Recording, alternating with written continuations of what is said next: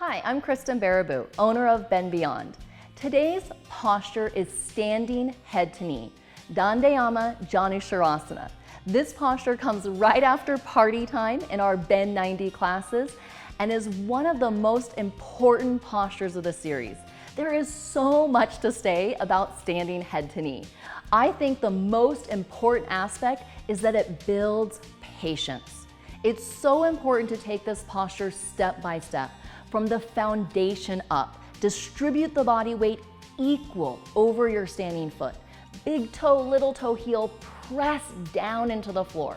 And then the locked out leg. This is the first time that it shows up in the Bend 90 class, and there's a lot of misinterpretation about what a locked out knee is. A locked out knee is not pushing your knee towards the wall behind you and simply hanging on your joints. A locked knee is a straight leg. Knee over ankle, hip over knee with all the muscles engaged.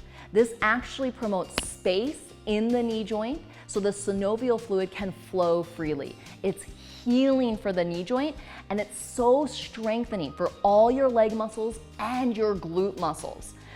Take your time here and develop the standing locked out leg over time.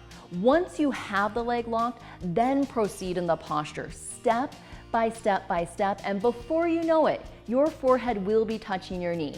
Know though that the benefits of this posture come in the journey, building that strength, not only in the leg, but in the core, and most importantly here, in your mind. Tell yourself you can do it. Let's take a closer look at the specifics. Feet together.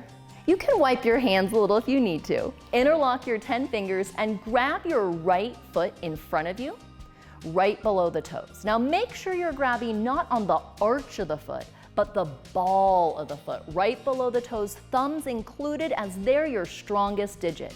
If you can't get the grip, no worries. Avoid though holding on to the knee and jamming your femur into your hip and disengaging your abdominal muscles. Instead, if you can't grab the foot, stand tall, keep your thigh parallel, dorsiflexion at your ankle, and use your glutes and your abdominal strength to create a strong stance.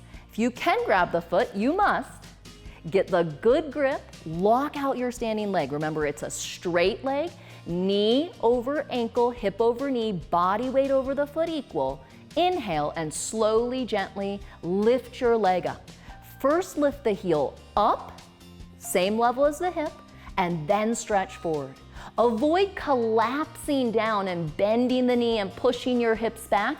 Instead, push your standing foot into the floor.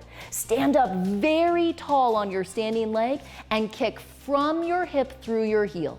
When you're ready, you can bend your elbows down and touch your forehead to the knee, but no matter where you're at, you receive 100% benefit when you try the right way.